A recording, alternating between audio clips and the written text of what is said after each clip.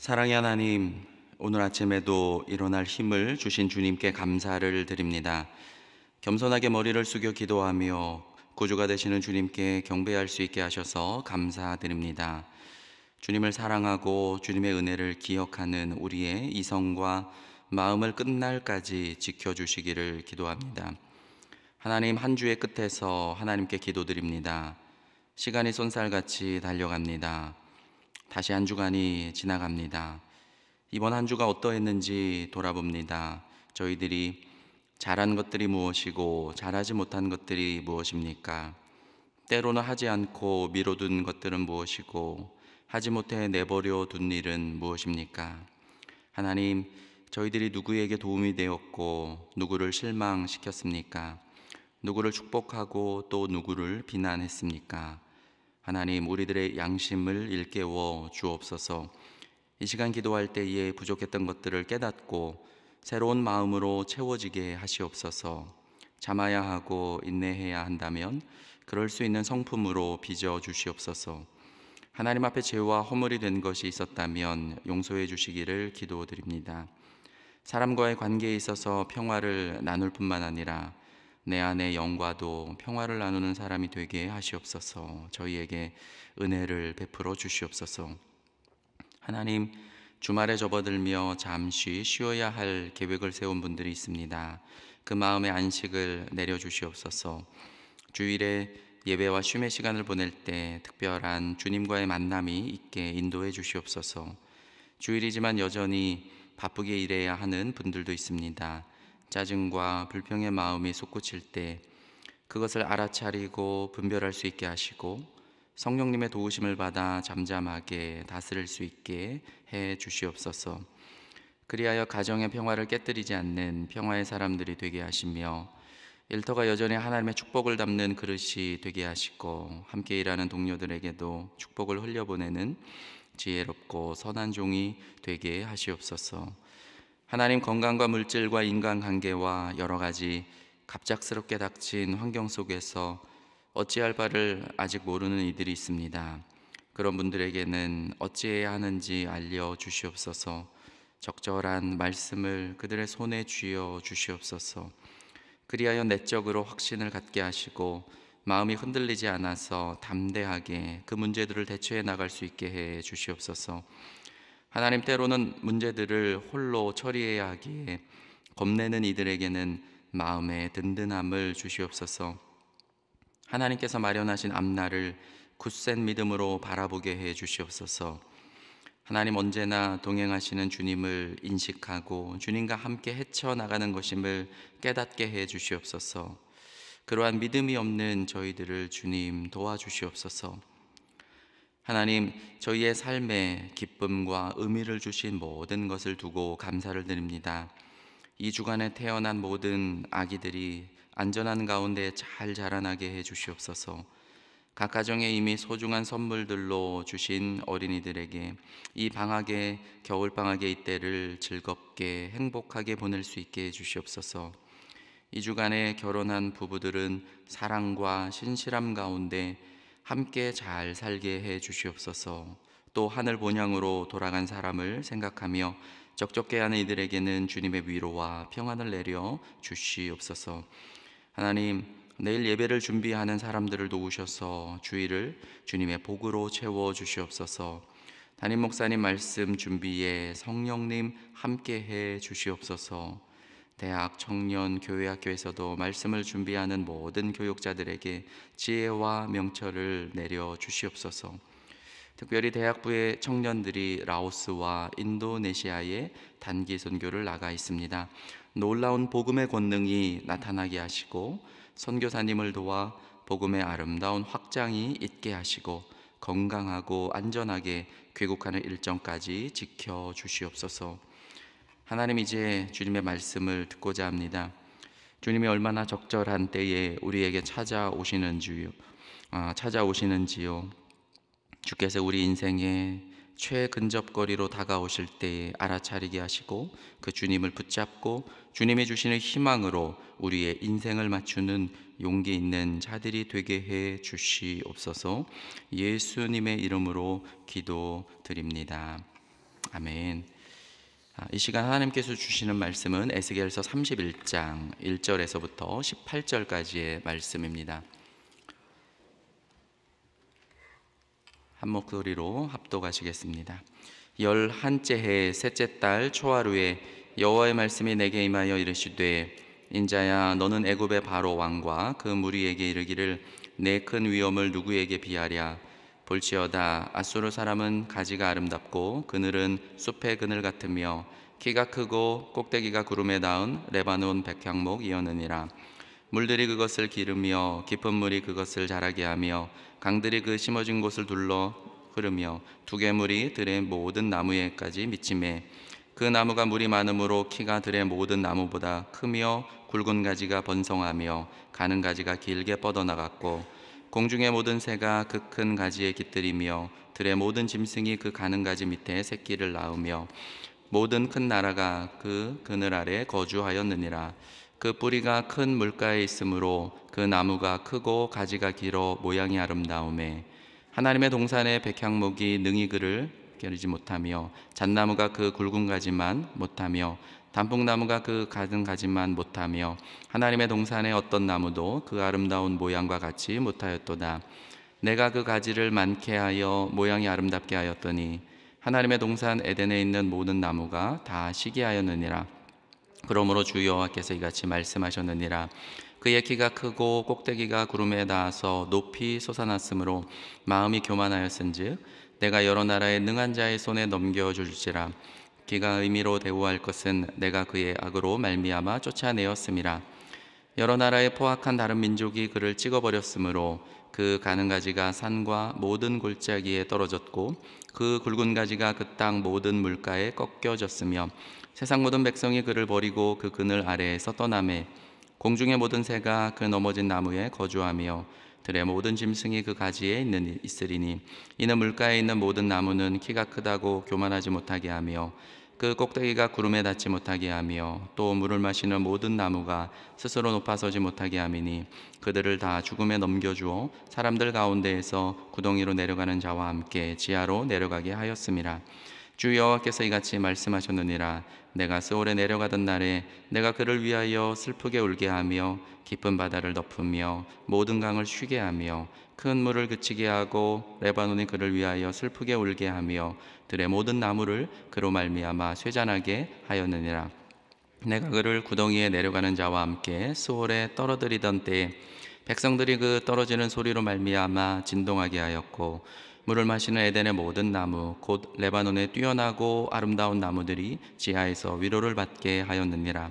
그러나 그들도 그와 함께 소올에 내려가 칼에 죽임을 당한 자에게 이르렀나니, 그들은 옛적에 그의 팔이 된 자요 나라들 가운데에서 그 그늘 아래 거주하던 자니라. 너의 영광과 위대함이 에덴의 나무들 중에서 어떤 것과 같은고, 그러나 네가 에덴의 나무들과 함께 지하에 내려갈 것이요 거기에서 할례를 받지 못하고 칼에 죽임을 당한 자 가운데 누우리라. 이들은 바로와 그의 모든 군대니라. 주 여호와의 말씀이니라 하라. 아멘. 애굽에 대한 다섯 번째 말씀입니다. 에스겔 25장에서부터 32장까지 특히 7민족으로 숫자를 맞춘 여러 나라들에 대한 심판 말씀들이 모아져 있습니다. 이 여러 나라에 대한 심판 말씀은 하나의 단락 29장 17절에서 21절을 제외하면 모두 예루살렘 멸망 직전과 직후의 약 2년 2개월 동안 집중적으로 선포된 것들이죠. 에스겔은 1장에서부터 지난 5년 동안 열심히 심판 말씀을 전했습니다. 그리고 예루살렘 포위가 시작이 됐죠. 그의 예언은 성취가 되는 것입니다. 그 뜻은 예언자로서는 사실 세상적으로 성공했다라는 뜻입니다. 그렇죠? 그런데 24장에서 그의 아내가 전염병으로 죽고 하나님이 지시하신 그 상징이기 때문에 그는 자기 아내의 장례식조차 제대로 치르지 못했습니다. 개인적으로 보면 어찌 보면 이 2년 2개월이라는 여러 나라들에 대한 심판 말씀을 전하는 이 기간은 에스겔 개인에게는 굉장히 좌절과 우울 가운데 빠진 기간이라고 볼 수 있어요. 왜냐하면 자신은 예언자로서 성공했지만 집안은 쑥대밭이 되고 아내는 죽었고, 그는 가장 깊고 어두운 이 2년여의 시간을 그것도 홀로 아마 보내고 있었을 것입니다. 그리고 여전히 하나님의 조치 때문에 그가 말을 못하죠. 실어증을 앓고 있습니다. 그러나 이 광야의 시간을 버티고 이기면 이제 33장에서부터 이스라엘의 회복을 말할 수 있는 것이죠. 하지만 어떻게 그가 이겨내야 하는 것일까요? 인생의 고난 또 삶의 실패와 관련해서 이 여러 나라들에 대한 이 말씀 모음 장들은 우리에게 좋은 통찰을 줄 수 있을 것입니다.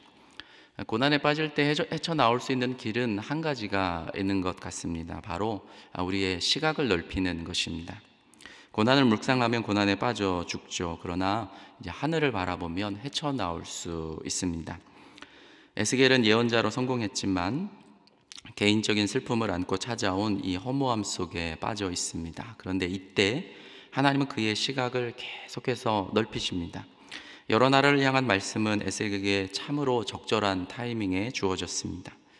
요한계시록에서도 보면 사도 요한이 반모섬 그 유배지에 있을 때 하나님이 하늘을 열어 보이셨죠. 그리고 그가 거기에서 헤쳐나올 수 있었습니다. 마찬가지로 엘리야도 이세벨에게 쫓겨 시내 광야에 있었지만 하늘을 보고 동굴을 빠져나올 수 있었습니다. 가장 어두운 시간을 보내고 있는 에스겔에게 필요한 것은 한 가지였는데 시각을 넓히는 것이었습니다. 그래서 하나님이 그를 자꾸 찾아오시죠. 하나님의 통치를 계속 에스겔이 바라보게 됩니다. 그런데 보는 것으로 사실 충분합니다. 그러면 다시 일어설 수 있고 살아갈 힘이 생깁니다. 그러다 보면 다시 일하고 싶어지고 하나님 손에 붙들리고 싶은 마음이 생깁니다. 하나님도 또 그때까지 기다려 주셔요. 에스겔이 회복되기까지는 한 2년 2개월이 걸렸을 것 같고, 이따금씩 찾아와서 말씀을 툭툭 하나님이 던지시죠. 그러다 또 기다리시고, 하나님은 그렇게 2년 2개월 동안 에스겔 주변에서 그렇게 하신 것입니다. 이제 그 끝이 얼마 남지 않았고 에스겔이 만약 회복이 된다면 하나님은 그를 다시 33장에서 두 번째 파수꾼으로 세우시고 소명을 위해 다시 부르시는 것이죠.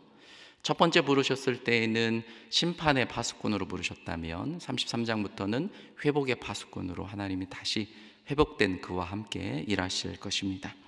우리는 이런 하나님을 찬양할 수밖에 없죠. 정말 하나님은 위대한 왕이시고 온 세상의 주이십니다.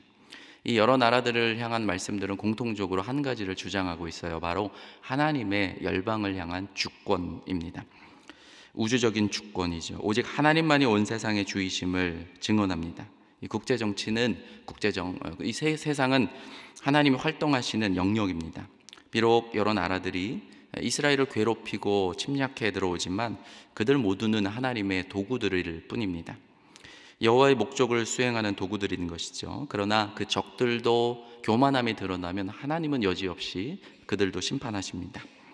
이 점은 오늘날도 마찬가지일 것입니다. 우리의 우주와 은하가 너무 거대하기 때문에 그 움직임을 우리는 눈치채지 못합니다.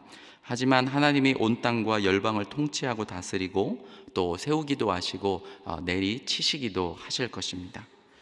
에스겔이 소명을 내던지고 우울한 나날들을 보내고 있던 어느 날 갑자기 암몬을 향한 말씀을 먼저 받죠. 또 잠시 후에 모압에 대한 말씀을 받고 또 잠시 후 에돔에 대한 말씀, 그리고 또 잠시 후에 블레셋에 대한 말씀을 받는 거죠. 에스겔에게는 참 귀찮은 일입니다. 왜냐하면 하나님이 자꾸 다가오시기 때문에 그렇습니다. 하나님이 그를 그대로 내버려 두지 않는 것이죠. 찾아오셔서 자꾸 치는 거예요. 툭툭 치고 말씀을 주시고 또 사라지시고. 그때마다 말씀을 받을 때 에스겔에게는 아마 느끼는 바가 있고 또 깨닫는 바가 있었을 것입니다. 하나님, 나도 일한다. 내가 세상을 다스린다. 두로와 시돈에 대한 말씀을 또 이제 주시는데 길게 주셨어요. 7개의 숫자 7에 맞추어서 7개의 단락으로 되어 있습니다. 두로는 이렇게 말했죠. 나는 신이다. 나는 엘이다. 하나님이 즉시 대답하십니다. 너는 사람이다.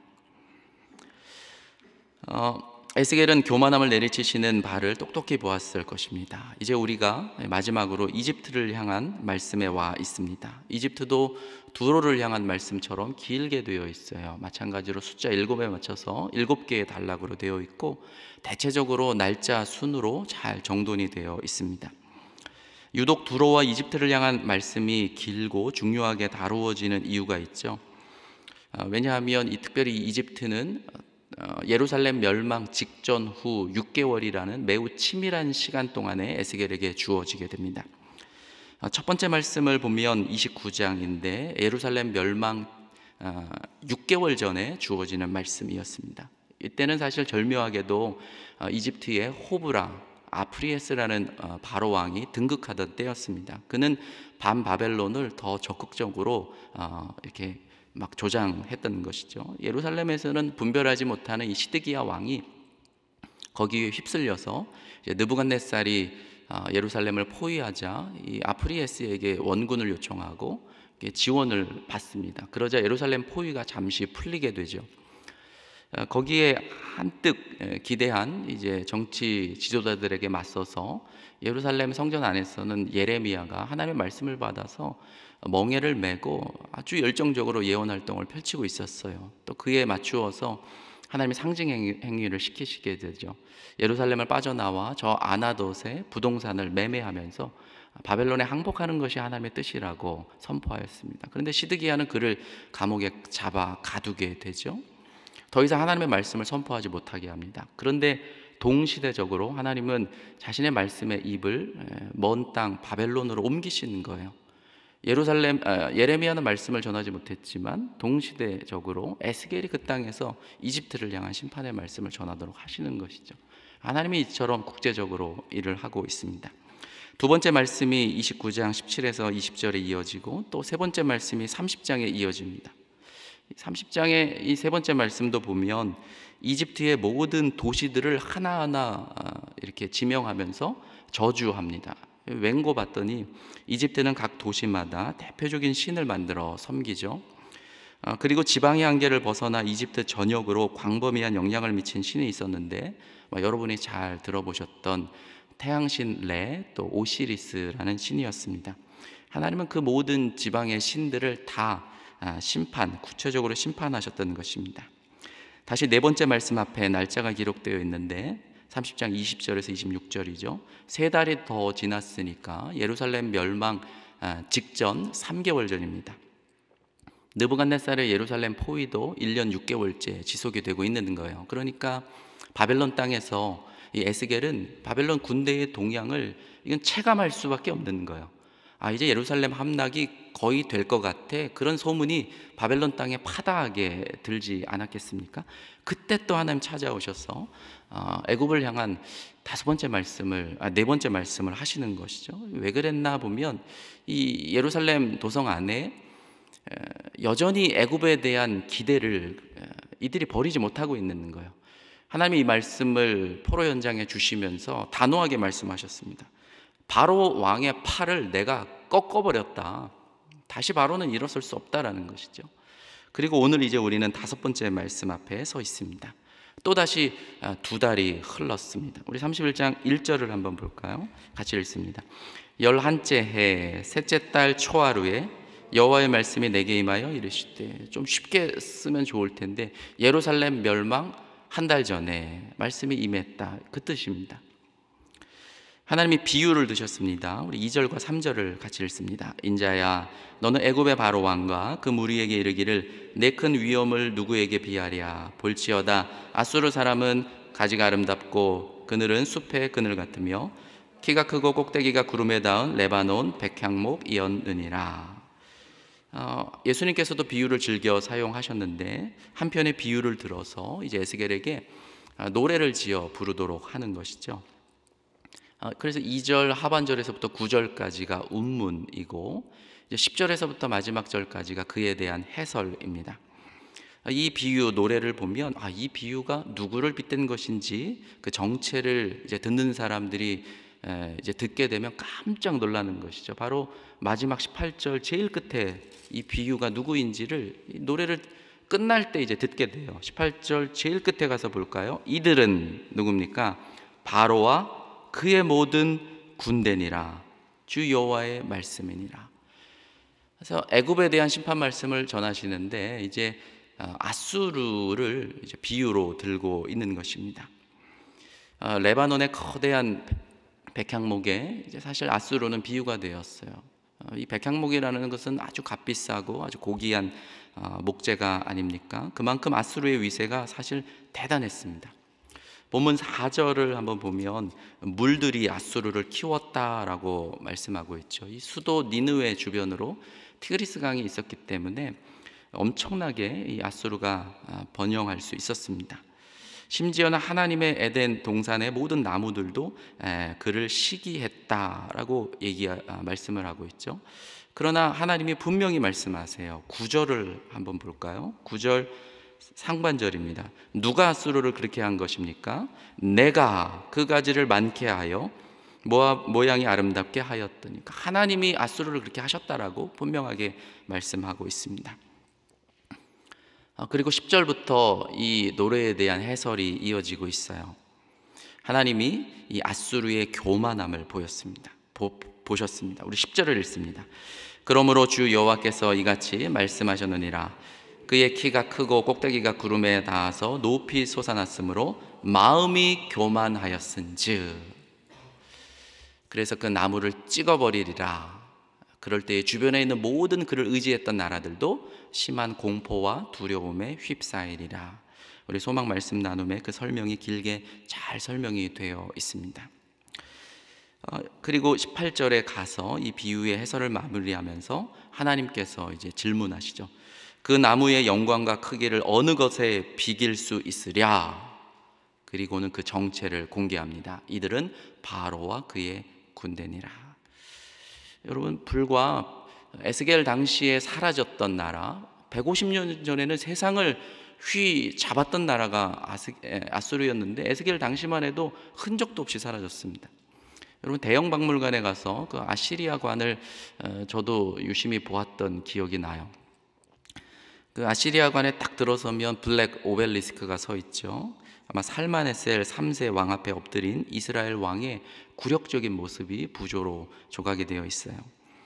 그리고 또 이렇게 또 돌아서면 발라왓에서 발견된 살마네셀 3세의 거대한 목조문에 장식된 그 청동띠의 부조를 볼 수 있는데, 아수르의 위용을 뽐내기에 정말 충분한 유물입니다. 그리고는 또 돌아서면 양쪽 벽면을 가득 채운 부조들이 정말 장관입니다. 보면 이제 아수르 왕이 사자를 이제 전차로 사냥하는 장면들이 부조로 조각이 되어 있죠. 니무롯에서 발견된 또 다른 부조들이 다른 벽면을 또 가득 채우고 있는데, 거길 보면 그 히스기야 왕 때에 아수르가 이스라엘의 그 라기스를 정복한 것을 아주 위풍당당하게 조각해 놓은 것이 또 한쪽 벽면을 채우고 있습니다. 또 사르곤 2세 당시 코르사바드 성문을 지키던 거대한 수호신 스핑크스와 같은 그 라마수 그 조각상이 거대하게 세워져 있죠. 대형 박물관에 가면 그 유산들을 우리가 볼 수 있는데, 그게 아수르였는데 지금은 없어요. 그냥 박물관 안에 덩그러니 그렇게 놓아져 있습니다. 하나님은 아수르의 영광과 파멸을 이집트에게 상기시키는 그 말씀을 에스겔에게 비유로 전하게 하신 것이죠.